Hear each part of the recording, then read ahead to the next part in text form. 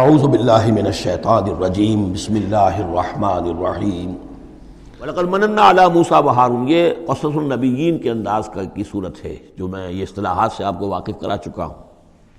وَلَقَدْ مَنَنَّا عَلَىٰ مُوسَىٰ وَهَارُونَ، اور اسی طرح ہم نے موسیٰ اور ہارون پر بھی احسان فرمایا۔ وَنَجَّيْنَاهُمَا وَقَوْمَهُمَا مِنَ الْكَرْبِ الْعَظِيمِ، اور ہم نے انہیں دونوں کو اور ان کی قوم کو کرب عظیم، اس بڑی کرب سے اور بڑے غم اور اردوہ سے نجات دی۔ وَنَصَرْنَاهُمْ فَكَانُوا هُمُ الْغَالِبِينَ، اور ہم نے ان کی مدد کی پھر وہی غالب ہوئے، یعنی ان کے سامنے ان کا دشمن جو ہے غرق ہوا۔ وَآتَيْنَاهُمُ الْكِتَابَ الْمُسْتَبِينَ، اور ہم نے ان دونوں کو وہ کتاب دی یعنی تورات کے جو بہت ہی واضح ہے، ہر چیز کو واضح کرنے والی۔ وَهَدَيْنَاهُمَ الصِّرَاطَ الْمُسْتَقِيمَ، اور ہم نے دونوں کو راستہ دکھایا، سیدھا راستہ صراط مستقیم کی ہدایت دی۔ وَتَرَكْنَا عَلَيْهِمَا فِي الْآخِرِينَ، اور اسی پر ہم نے باقی رکھا انہی کی ملت پر پچھلوں میں بھی۔ سلام علی موسیٰ و ہارون، سلام موسیٰ پر بھی اور ہارون پر بھی۔ انا کذالک نجزی المحسنین انہما من عبادنا المؤمنین وان الیاس لمن المرسلین، اور یقیناً الیاس بھی ہمارے رسولوں میں سے تھے، یہ حضرت ہارون کی نسل میں سے تھے۔ اور بال بک ایک شہر ہے بال کا، بک اصل میں پرانی عبرانی زبان میں شہر کو کہتے تھے، بکہ، تو یہ بکہ جو تھا یہ بک، تو بال بک کا شہر۔ تو یہ تو یوں سمجھیے کہ اللہ کا گھر، اللہ کا شہر، اور یہ ایک بال کا بھی ایک شہر تھا۔ بال ان کا بہت بڑا معبود تھا، اور وہ سانڈ کی شکل میں اس کا بت بنتا تھا۔ وَإِنَّ إِلْيَاسَ لَمِنَ الْمُرْسَلِينَ إِذْ قَالَ لِقَوْمِهِ أَلَا تَتَّقُونَ، جبکہ انہوں نے اپنی قوم سے یہ کہا کہ تم تقوی اختیار نہیں کرتے، ڈرتے نہیں ہو۔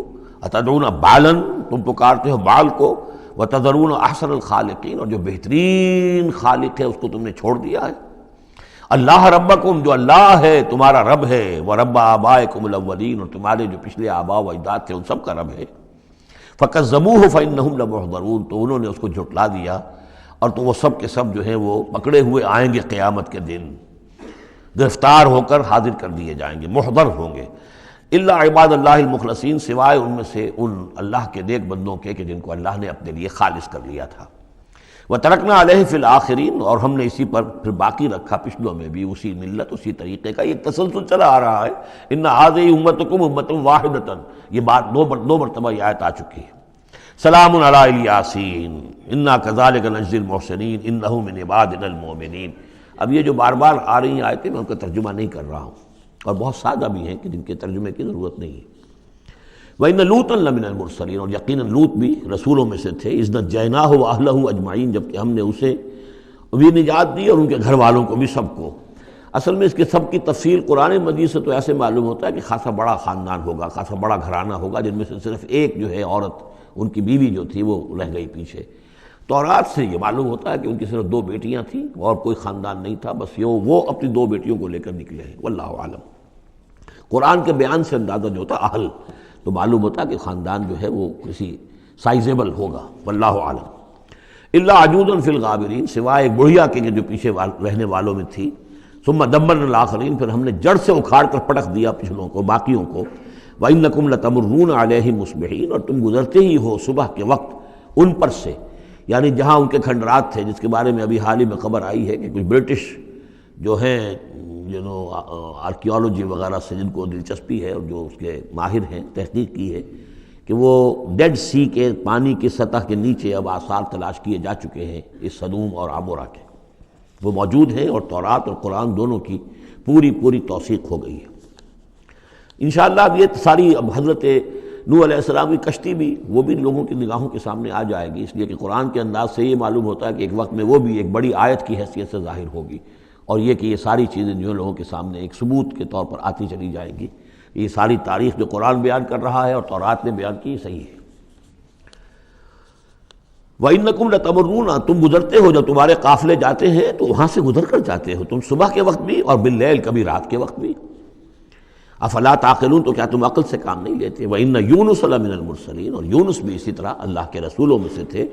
اِذْ أَبَقَ إِلَى الْفُلْكِ الْمَشْحُونِ، جبکہ وہ بھاگ کر پہنچا اس کشتی میں کہ جو پہلے ہی سے لدی ہوئی تھی، اس کو چونکہ اپنی قوم کو چھوڑ کر غصے میں بھرے ہوئے، ذهب مغاضبا، یہ ہم پڑھ چکے ہیں، یعنی اپنے قوم کے انکار اور کفر کی وجہ سے اتنا انہیں طیش آیا، اتنا غصہ ہوا، غضبناک ہو کر، بس یہ غلطی ہوئی کہ انہیں انتظار کرنا چاہیے تھا کہ اللہ تعالیٰ کی طرف سے انہیں ایکسپریس پرمیشن ملے واضح کہ اب ہاں تم اپنی قوم کو چھوڑ کر چلے جاؤ. اس کے بغیر رسول اپنی جگہ نہیں چھوڑ سکتا. لیکن یہ کہ وہ اس وقت جو ان کے اندر حمیت حق تھی وہ اتنے جوش میں آئی کہ بس ایک بات کا سہو ہو گیا، خطا ہو گئی. اب وہ گئے ہیں چھوڑ کر، تو پھر وہ غالباً وہی دجلہ اور فرات میں سے کسی دریا کے اندر کوئی کشتی ہوگی، اس میں یہ سوار ہو گئے. فساہم فکان من المدحضین، تو اس کشتی کا کوئی ڈولنے لگی، کوئی معلوم ہوا کہ ڈوب جائے گی، تو انہوں نے یہ کہا ان کے اپنے رواج کے مطابق، یا تو یہ کہ وزن کم کرنے کے اعتبار سے سوچا ہوگا کہ ایک آدمی کو تو یہاں سے اترنا ہوگا ورنہ پوری کشتی ڈوب جائے گی. روایات میں یہ بھی آتا ہے کہ انہوں نے سمجھا کہ کوئی غلام بھاگا ہوا آیا ہے اور اس کی وجہ سے ہماری یہ کشتی جو ہے یہ اب یہ ڈوبنے کے قریب آ گئی ہے. تو پھر اس قرعہ اندازی کی کہ کون ہے وہ، اور قرعہ اندازی میں نام حضرت یونس کا نکلا، تو انہوں نے اٹھا کے انہیں اور وہ دریا میں پھینک دیا. فساہما، انہوں نے قرعہ ڈالا، فکان من المدحضین، تو وہی ہوا جسے دھکیل دیا گیا دریا کے اندر. فالتقمہ الحوت، تو اسے نگل لیا مچھلی نے، کوئی ویل ہوگی بڑی مچھلی، اور آج کل تم آپ کو معلوم ہے جس سائز کی ہوتی ہے. وہو ملیم، اور وہ ملامت زدہ تھے اللہ کی طرف سے. اب ظاہر بات ہے کہ جو بھی خطا ہو جاتی ہے اور جتنی بڑی شخصیت ہوتی ہے اس کے بارے میں ان کی چھوٹی سی خطا کے اوپر بھی اللہ کا جو اظہار ہوتا ہے ناراضگی کا، وہ بہت سخت ہوتا ہے. جن کے رتبے ہیں سوا، ان کی سوا مشکل ہے ان کے مقامات کے اعتبار سے. فلولا انہ کان من المسبحین، تو اگر نہ ہوتے وہ تسبیح کرنے والوں میں سے، لا الہ الا انت سبحانک انی کنت من الظالمین، وہ ہم پڑھ چکے ہیں آیت کریمہ. اس کا انہوں نے اس کشتی، اس مچھلی کا معاملہ اللہ نے ایسا خاص بھی رکھا ہوگا کہ کوئی اور ان کو جو ہے وہ ابھی ان کی موت وہاں واقع نہیں ہوئی، اس کے اندر گھٹن کی وجہ سے. اللہ کے اختیار میں سب کچھ ہے، اور وہ وہاں زندہ بھی رہے اور تسبیح کرتے رہے. فلبث فی بطنہ الی یوم یبعثون، للبث، تو وہ رہتا، اگر وہ نہ ہوتا مسبحین میں سے، تسبیح نہ کرتا، یہ آیہ کریمہ کا ورد وہاں نہ انہوں نے کیا ہوتا، تو یہ کہ وہ پھر رہتا اسی کشتی، اسی مچھلی کے پیٹ میں یوم یبعثون، قیامت تک، وہیں سے ان کا بعث بعد الموت ہوتا. فنبذناہ بالعراء، لیکن یہ کہ انہوں نے چونکہ اللہ سے اپنی معافی چاہی اور استغفار کیا، لا الہ الا انت سبحانک انی کنت من الظالمین، تو اللہ تعالیٰ نے ان کو اس نے مچھلی کو حکم دیا، اور مچھلی نے اسے بالعراء، ایک چٹیل میدان میں کہیں اگل دیا، اور جا کر وہ ایک ساحل کے پر کسی پر چٹیل میدان کے اوپر وہ ڈال دیے گئے. وہو سقیم، حالت ان کی خستہ تھی. مچھلی کے پیٹ میں رہے ہیں تو کوئی ڈائجسٹیو جوسز وغیرہ نے آخر کھال وال کو جو کچھ کیا ہوگا، بہت خستہ حالت کے اندر وہ مچھلی نے اگل دیا. اب وہ چٹیل میدان پر پڑے ہیں. اب یہ جو ہے فَأَنبَتْنَا عَلَيْهِ شَجَرَةً مِّن يَقْطِين، تو ہم نے اس پر ایک یقطین کا درخت اگا دیا. اس کی مجھے اس سے پہلے کئی تفاسیر میں تو نہیں ملی ہے بات، لیکن ہمارے ہاں ایک صاحب یہی کراچی میں، ان کا انتقال ہوا چند سال پہلے، احمد الدین مارہروی، یہ محکمہ تعلیم سے متعلق تھے، اللہ تعالیٰ ان پر اپنی رحمت نازل فرمائے. تو وہ محکمہ تعلیم میں کبھی رہے ہیں مکران کے علاقے میں، تو ان کا وہاں ایک وہ بیل ہوتی ہے، اگین کہتے ہیں، اگین، یہ یعنی بلوچوں کے ہاں، ان مکرانیوں کے ہاں اس کا نام اگین ہے. اور وہ بیل ایسی ہے کہ جس کے پتے بڑے بڑے ہوتے ہیں اور وہ زمین میں پھیلتی جاتی ہے، اور اس کی اندر کچھ ایسا انسیکٹیسائیڈ ہے، کوئی ایسی چیز ہے، ریپیلنٹ ہے، کہ کوئی جو ہے حشرات الارض اس کے قریب نہیں آتے. تو اللہ تعالیٰ نے وہ اگین کا درخت جو ہے، اچھا یقطین جو ہے، اب وہ قاف گاف بنتا ہے، وہ تو آپ کو معلوم ہے پورے سعودی عرب میں بھی قاف جو ہے قم کو وہ گم ہی کہتے ہیں، تو یقطین سے یقین سے اگین وہ بن گیا ہوگا. تو وہ اب بھی موجود ہے وہ پودا، وہ ایک بیل کی طرح پھیلتا ہے، اور اس کا جو ہے جیسے ہمارے یہاں گھیا ہوتا ہے، گول گھیا، اس قسم کا اس کا پھل ہوتا ہے، بہت میٹھا، وہ اس میں لگتا ہے. تو اللہ تعالیٰ نے ان کے لیے گویا کہ انتظام کر دیا کہ یہ یہاں پڑے ہیں تو ان کے زخم وغیرہ ٹھیک ہوں، کھال صحیح ہو، لہٰذا ان کے اوپر کوئی جو ہے حشرات الارض ان کے اوپر حملہ آور نہ ہو جائیں، کوئی بیکٹیریا نہ آ جائیں. تو وہ چیز ریپیلنٹ جو ہے وہ اس کے اندر موجود تھی اگین کے اندر. وَأَنبَتْنَا عَلَيْهِ شَجَرَةً مِّن يَقْطِين، ہم نے یقطین کی ایک بیل اس کے اوپر اگا دی.